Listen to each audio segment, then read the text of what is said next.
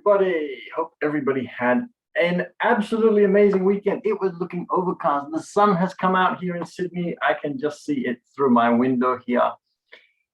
I'm excited for a new week and new opportunities, challenges that are going to be opportunities. Everything is going to happen exactly the way that we want it to. I've already done some exercise and some really amazing things this morning. Depending on where you are in the world, you might be getting ready for bed, or you might be in the middle of your day, or you might also be at the beginning of your day. Let's do some reading though. Rich Dad, Poor Dad, I still have the Chinese version. I am learning Chinese, but you're not probably. So we're not going to read that one just yet. We are in the middle of The Art of Thinking Clearly. I'm going to let Mladen in on the Zoom. The Art of Thinking Clearly, just going to pin myself as well. There we go. Okay. So The Art of Thinking Clearly, we're up to chapter 63. I cannot believe how fast we've gotten through this. The secrets of perfect decision-making, don't always agree with that. That's okay. Some of the chapters are amazing, some of them not so much, and you shouldn't always agree with everything. It's good to be a little bit critical. But here we go. The Art of Thinking Clearly, chapter 63. I'm excited to start reading for you. And then I know that everybody probably has goals to work on, things to get done after a restful weekend in which you could recharge the batteries to get back into it today so you can do all the things that you want to do in life. Okay, speed traps ahead. Simple logic. Here we go. 3 easy questions. Grab a pen quickly and jot down your answers in the margin. Never been able to write in a book. Don't think I'd be able to do that. I'll write them down on a separate piece of paper. Actually, let me get my paper. I will probably join you in this one. I haven't done this for a while. So I'm reading all of these chapters without actually having looked at it. So I just do it like that. First question. In a department store, a ping pong paddle and a plastic ball cost $1.10. If the paddle costs $1 more, how much is the ball? Give you a second to answer that one. Second question, in a textile factory, 5 machines take exactly 5 minutes to make 5 shirts. How many minutes will it take 100 machines to produce 100 shirts? Give you a second to answer that one. And the third question, a pond has water lilies growing in it. The flowers multiply quickly, each day doubling the area they take up. If it takes 48 days for the ponds to be completely covered with water lilies, how many days will it take for it to be half covered? And I'll give you some seconds for that one. Don't read on until you've written down your answers.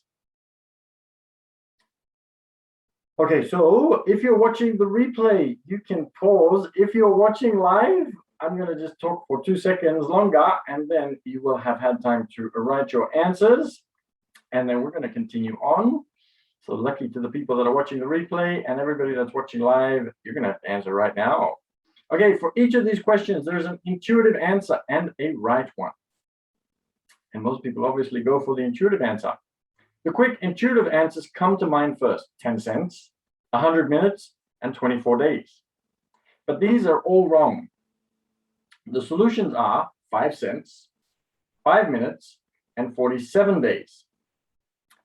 And the question is, how many did you answer correctly?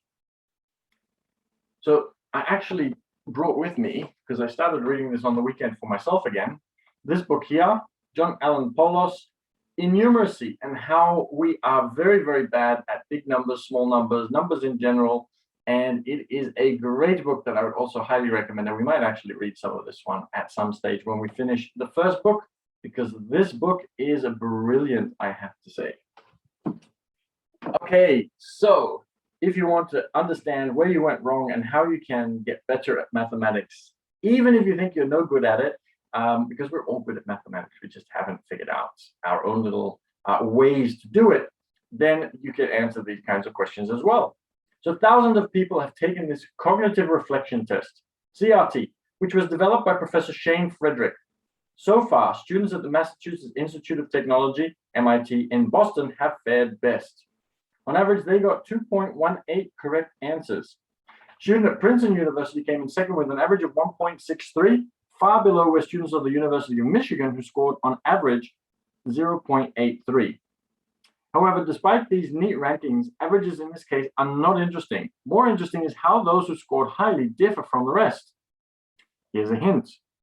Would you prefer a bird in the hand or two in the bush? That's an interesting question. Frederick discovered that people with low CRT results tend to prefer a bird in the hand. They play it safe. They go for the immediate answer rather than actually taking the time to think about it. After all, something is better than nothing. Those who score at least 2 or higher usually opt for the riskier option. They prefer the gamble. Or would it be that rather than gambling, they actually take the time to think about it and they want to know that they are right? They don't just go for something. They want to know that they are right. So they actually test their hypothesis to see whether there is more to it than just the initial response that comes up in their mind. That's an interesting way of looking at it too, isn't it? This is especially true for men who, he says, are the gamblers. One factor that separates the groups is their ability to control their impulses. This comes back to the marshmallow test that they do with children to see whether they can stop themselves from eating a marshmallow. And the ones who are able to stop themselves from eating a marshmallow, they get twice as many marshmallows when the adults return. And they usually do better in life than the ones who eat the marshmallow and then lie about it, or who do not have that self-control to not eat the marshmallow. In the chapter on hyperbolic discounting, we discovered the seductive power of now. Frederick put the following question to the participants. Would you rather have $3,400 now or $3,800 in a month? In general, people with low CRT scores favor getting the smaller amounts sooner. They don't want to put the time in to be able to recalculate and actually check their answer. For them, if a very easy answer pops up, they'll just say it and they don't care if they are wrong. They just want the answer out there. Whereas some people, they think, oh, maybe I'll get judged if my answer isn't correct. So they'll actually take the time to recalculate it and see whether there is a different answer.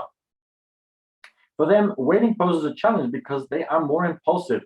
This also applies to purchasing decisions. In contrast, people with high CRT scores usually decide to wait the extra few weeks. They muster the willpower to turn down instant gratification and are rewarded for it later on. Thinking is more exhausting than sensing. Rational consideration requires more willpower than simply giving into intuition. It can also have to do with the time of day. If you were to do this test in the morning, you would find that more people would be willing to actually recalculate it. Whereas at the end of the day, when the willpower battery has gone down, a lot of people will just take the easy answer, because even if they are capable of taking the time and generally would take the time to rethink the question, they will not, because they do not have enough willpower. In other words, intuitive people tend to scrutinize less. This led Harvard psychologist Amitai Shenhav and his research colleagues to investigate whether people's CRT results correlate with their faith. Americans with a high CRT score, the study was conducted only in the US, are often atheists, and their convictions have been reinforced over the years. And atheists are obviously going to be a little bit more critical than somebody who believes in a dogmatic religion. Participants with low CRT results, however, tend to believe in God and the immortality of the soul, and have often had divine experiences.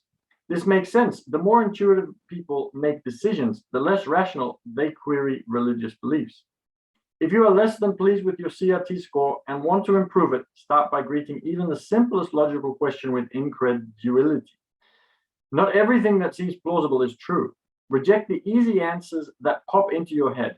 So one more try. You're traveling from A to B. On the way home there, you drive at 100 miles per hour, and on the way back at 50 miles per hour. What was your average speed? 75? Question mark. Slow down, slow down. I'm going to leave that one with you if you want to calculate that one. But I am going to add quickly to the end of this chapter.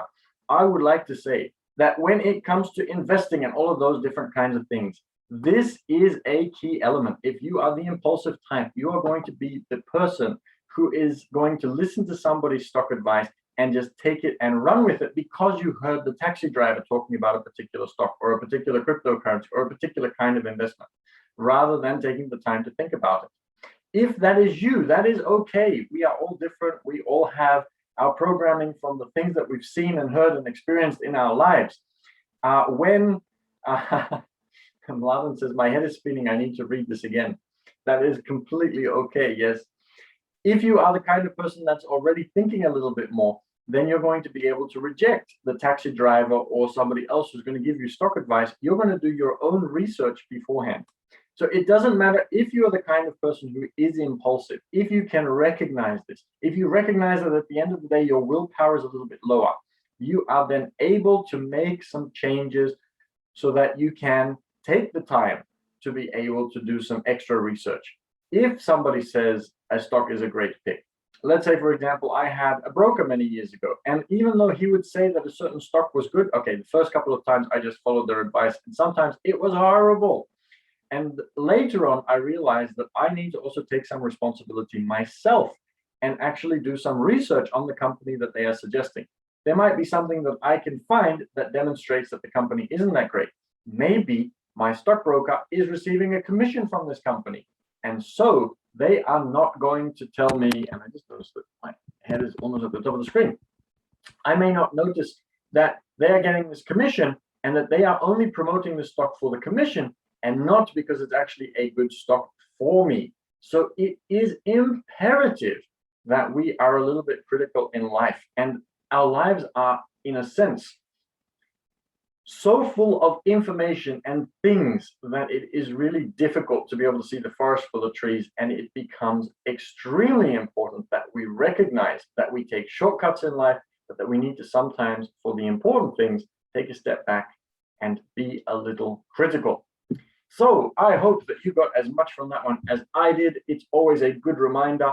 Tomorrow we are going to read chapter 64. I am looking forward to reading chapter 64 together with you. And this one is called How to Expose a Charlatan, the Aura Effect. And this obviously fits perfectly as a continuation of the last chapter where we need to be a bit critical. And then when we have been critical, we might find some charlatans or fake people, as Robert Kiyosaki likes to call them. And then we'll be talking about how to expose people like that in tomorrow's chapter. So thank you for joining. If you would like to be able to join and watch the replay, you can do that at the Passive Cash Flow Club on YouTube. We love having you there. Feel free to go through other chapters, rewatch this one if, just like Mladen, your head is spinning from all of those questions.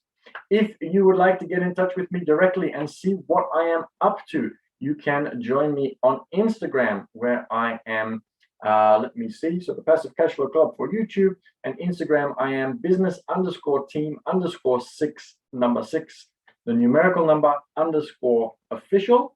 So that's business_team_ the number 6 _official. I look forward to seeing you there. You can also direct message me if you'd like to be friends, if you'd like to ask me questions, if you'd like to do any of those kinds of things. So have an amazing day. Go out and be a little bit more critical than you usually are. If somebody asks you a question, have a think about whether that question could have a different answer. And I am sure it will make a huge difference in your life, especially when it comes to all of your investing and those kinds of things.